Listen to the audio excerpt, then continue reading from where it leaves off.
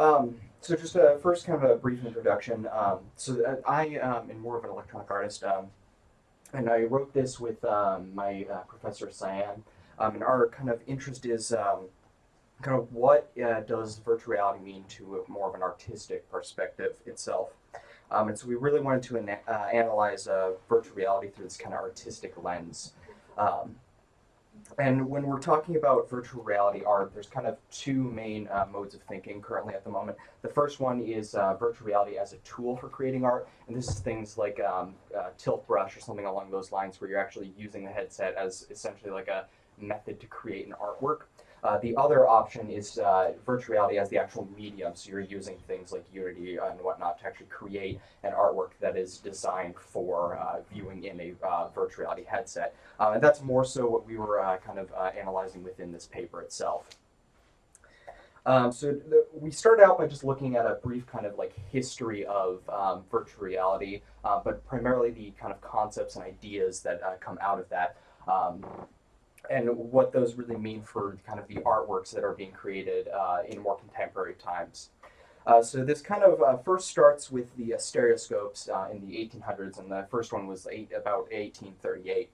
And really there was this kind of emphasis and idea on kind of being transported into a scene. And stereoscopes function the same way that most modern headsets do, with two images, one for each eye, same that three-dimensional movies actually use as well. And there's a kind of idea of being present within this image itself. This would eventually evolve into the Viewmaster, which would be popular throughout the 20th century. And this started to allow things for like more livelihood within the scenes, and you could start to actually, since it had the kind of carousel built into it, you could start to, have multiple kind of like images preceding each other to still start to tell a bit of a story and start to have a bit more motion, although it's pretty low fidelity and low frame rate at this point. Eventually, this would lead into experiments like Rama in 1962. And this is really the key concept from this one is this idea of being in a movie rather than actually viewing it. There's this idea that you would have this stereoscopic, kind of visor put over you, and then you would have a moving chair and odor emitters as well as fans and stereo sound to really start to immerse yourself in this movie, and really this concept of being in the movie rather than just viewing it as we typically do in most cinema scenarios.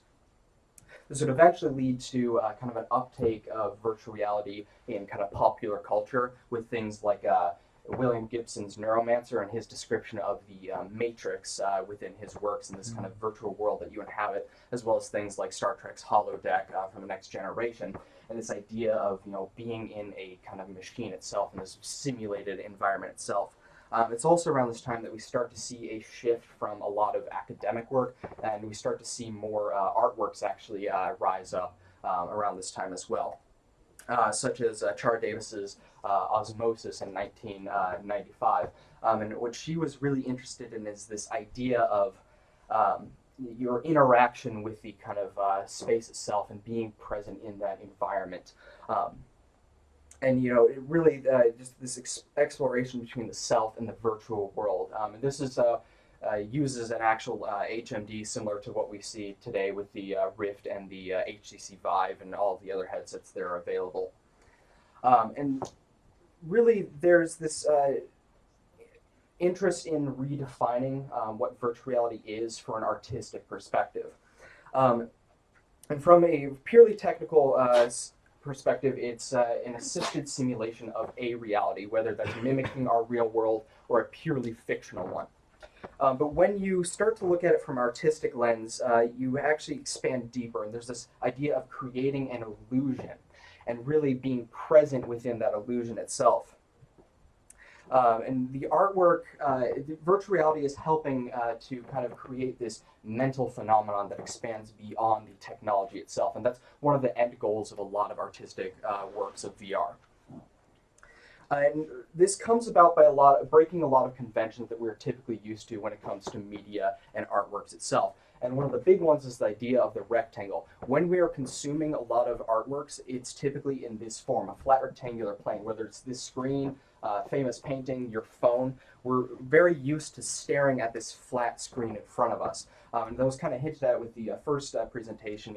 people that are not used to VR, just whatever's in front of them, that's what they see first, and they just get locked into that. And I've experienced that as well throughout my work with virtual reality. And it's really through this kind of breaking that we start to, really start to see what virtual reality can produce for artworks itself. And Dr. Thomas Furness, who did a bunch of work in the 1960s with virtual reality, puts this quite well. Looking at a picture, say on a computer terminal, you can relate to it, but you're always on the outside looking in. And it's kind of the difference between looking at an image of a fish tank and actually being in that fish tank, which is an example he uses in some of his writings. And when you start to develop for virtual reality, it becomes apparent one key aspect that is different from other mediums, partly due to its interactivity and its inclusiveness. But participants inhabit the world and become part of the world. And this allows them to start to break away from that two-dimensional surface. And this goes for both the actual viewer itself and the content creator, which is a very key aspect. Because that rectangle that I was referring to earlier really is this kind of defining plane that the content creator really dictates the view of the actual viewer later on when they are viewing the work. So for this, we actually took a look at 3 different artworks that are all contemporary, so they're all within the past 30-ish years. The first one being Placeholder in 1992. And there's this exploration of place and inhabitants. And so the artwork itself is built on 3 different virtual environments, all of which are based on the Canadian Rockies and the Rocky Mountains that the artist would actually become lost in. And they're really interested in this kind of being in that space and being immersed and present in the space. And they would inject the actual environments as well with symbology from various mythologies around the world, especially ones that are focused on the connections to the earth itself. And so they're really interested in this idea of inhabiting this presence and this sense of being in the environment. And Brenda Laurel puts this quite nicely too, this idea of VR is harmed by authorial control. It works best when people can move about and do things in an unconstrained way. So this idea of stripping away that control, allowing this exploration, allowing this presence in a way that it really isn't seen in a lot of artworks leading up into virtual reality. The next one we looked at was VR Rainbow, a newer one from 2017. And the user starts in this kind of black void and starts to move towards this shimmering oasis. And the shimmering oasis is basically just a particle effect that reproduces kind of the qualities of water, specifically mist, and this kind of rainbow. And you have to actually move around to see the light catch in a proper way. And you have to actually move to activate the artwork itself. And because of that, it starts to invite the viewer to actually be a participant in the work, and it actually starts to demand that you participate in the work. And so in a sense, you are actually creating the experience as you are viewing it. And no 2 experiences will ever be exactly the same because the light will always catch differently for different people.